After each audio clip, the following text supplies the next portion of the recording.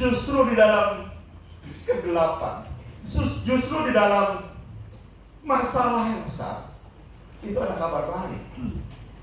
Saudara paham nggak? Nggak pernah ada kabar baik kalau nggak ada kabar buruk. Saudara boleh renungin, pikirin. Kabar baik itu ada ketika ada kabar buruk. Kalau saudara belum bisa aminkan, ya sudah, renungkan saja dulu. Kabar baik itu datang ketika ada kabar yang buruk. Saudara mengalami keburukan, muncul ya kabar baik. Ya, renungin dulu aja, nggak ada nggak apa-apa. Hari ini saya mau sampaikan satu hal yang menarik, yang harusnya buat kita jadi merenung di akhir tahun ini dan ambil keputusan untuk berubah dalam hidup ini.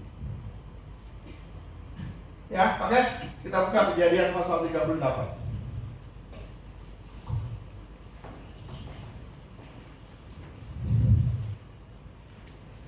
Sudah? Ayat 1 aja. Kita loncat-loncat ya, jadi kalau nanti yang komputer diperhatiin apa yang saya mau loncat-loncatin ya. Oke? Kejadian 38 ayat yang pertama. TB. Kalau sudah lihat, lucu deh ini. 37 itu tentang Yusuf, 38 tentang Tamar, nanti balik lagi Yusuf lagi. Ada satu pasal yang di sisi Yusuf. Kalau saudara baca buku, ada buku yang ditandai di situ. Ya, ini menarik. Oke, pada waktu itu Yehuda meninggalkan saudara-saudaranya dan menumpang pada seorang adulam yang bernama Hira. Lanjut. Pada waktu itu Yehuda di situ. Ya betul. Di situ Yehuda melihat anak perempuan seorang Kanaan, namanya orang itu adalah Siwa. Lalu Yehuda kawin dengan perempuan itu dan mengambilinya. Loncat terus. Terus lagi anaknya namanya Er, terus lagi namanya Onan, terus lagi namanya Shelah. Ya, jadi Yehuda punya anak Er, Onan dan Shelah. Oke? Terus, ayo, 7. Tapi Er anak sulung Yehuda itu adalah jahat di mata Tuhan, maka Tuhan membunuh dia. Yang ke-6 coba. Sesudah itu Yehuda mengambil Er, anak sulungnya, seorang istri yang bernama Tamar. Jadi Yehuda nyariin mantu buat anaknya. Asik kan? Siapa yang mau punya mantu? Bapaknya cariin anaknya mantu. Asik ya? Dapatlah si Er itu istri namanya Tamar. Bagus nggak sampai di situ? Saudara jangan ngantuk. Kalau ngantuk kita udahan aja. Asik ya cariin mantu kan? Dapat. Kok mantu sih? Yang mana? Namanya Tamar. Ya udah cari terus. 7. Ini lihat kepalan saya.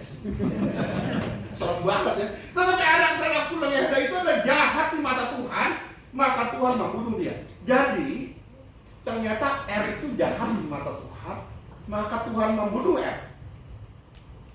Jelas ya? Yehuda punya anak Er, Onan dan Shelah, dikasih istri namanya Tamar. Bapaknya yang namanya Yehuda cariin buat Tamar. Tapi ternyata anaknya jahat dan Tuhan mati. Terus lagi 8. Lalu berkatalah Yehuda kepada Onan, hampirilah istri kakakmu ini, kawinlah dengan dia sebagai ganti kakakmu dan bangkitkan keturunan bagi. Di sana ada satu hukum namanya Levirat. Itu sudah cari aja sendiri. Bahwa hukum itu kira-kira begini.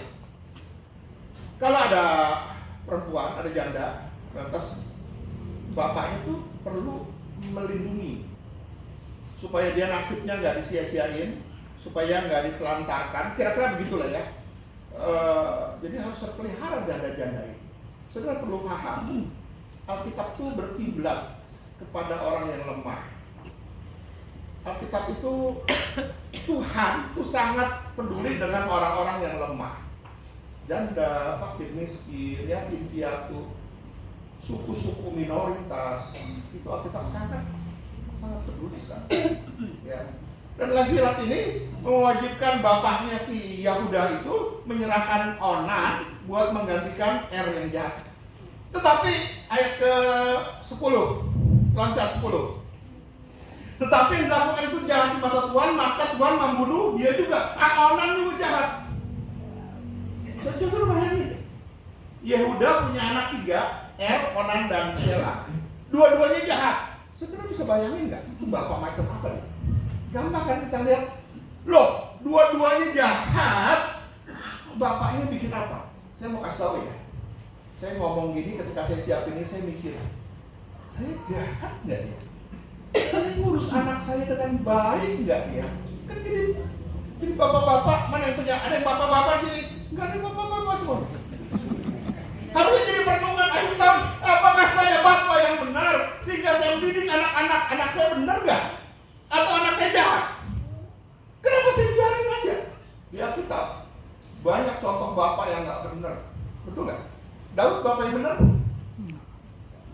Anaknya berantem, anaknya satu memperkosa. Ini dibiarin aja sampai mau ketemu bapaknya mesti bakar landa. Serem itu saudara. Imam Eli, iman juga. Hofni dan Finehas, nggak benar. Ini satu yang lagi. Jadi ini perenungan buat bapak-bapak. Ada yang bapak-bapak di sini. Setua apapun kita, setua apapun anak kita, itu anak kita. Kita bapaknya yang mesti ngatur anak itu jahat. Kita yang mesti atur anak itu. 11. Lalu berkata Yehuda kepada Tamar. Lihat nih ya, mulai menarik. Dia ngomong sama mantunya. Padahal mantunya ini dia yang pilih gitu loh. Dia pilihin buat ini. Tinggallah sebagai janda di rumah ayahmu. Harusnya Yehuda yang tanggung jawab pada. Tapi suruh pulang bapaknya. Oke lah, nggak apa-apa ya. Sebagai janda di rumah ayahmu sampai anakmu Shelah itu besar. Jadi tahap Yehuda janji. Nanti kalau Shelah udah besar, kamu boleh menikah lagi dengan Shelah. Asik kan? Hukumnya dijalanin. Tapi makanya Alkitab itu terlalu jujur. Sebab pikirnya, jangan-jangan dia mati seperti kedua kakaknya itu, maka pergilah Tamar dan tinggal di rumah ayahnya. Kalau saudara lihat di bahasa yang lain, dia enggan memberi Shelah anaknya kepada Tamar. Karena apa?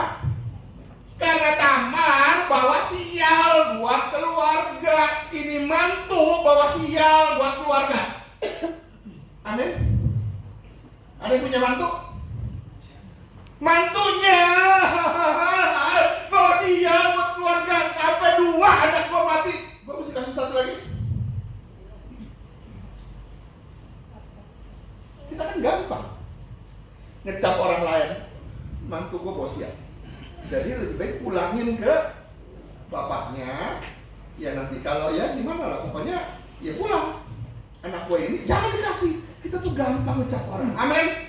Kita tuh gampang ngegedein kesalahan orang, ngecilin kesalahan kita. Oh, kita nggak punya salah. Amin. Nggak berani saudara bilang amin. Pak, senyum-senyum Bapak ketabrak sama saya, Pak. Saudara mesti ngerti.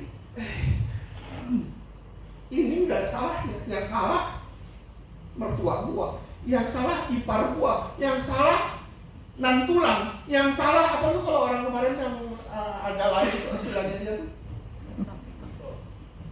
namboru aja salah.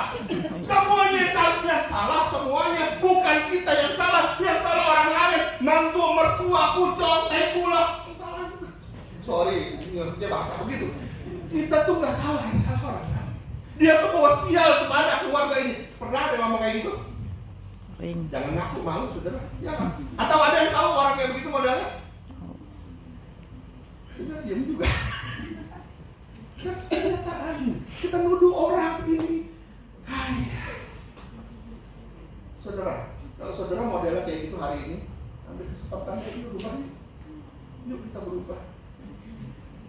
Nggak bisa kayak begini dibiarin. Perempuan janda ini, saudara boleh bayangin juga. Si Tamar tuh masih muda, kira-kira 15-17 tahun gitu, sudah janda 2 kali. Kesian gak saudara? Udah begitu modelan masih ditindas sama mertuanya, pulang. Pakai baju kejandaannya. Ditelantarin. Nggak ada harapan masa depan. Dengar ya? Yang menindas itu pasti orang yang berkuasa. Amin? Siapa yang berkuasa? Orang yang jabatan, punya kekuasaan. Contohnya, punya pendidikan tinggi, anggota DPR, anggota apa lagi? Diakonia, enggak ya?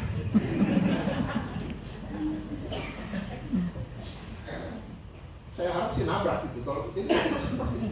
Orang yang menindas itu adalah orang yang punya kuasa. Saya punya video, silakan. Bisa nggak puterin videonya kemarin?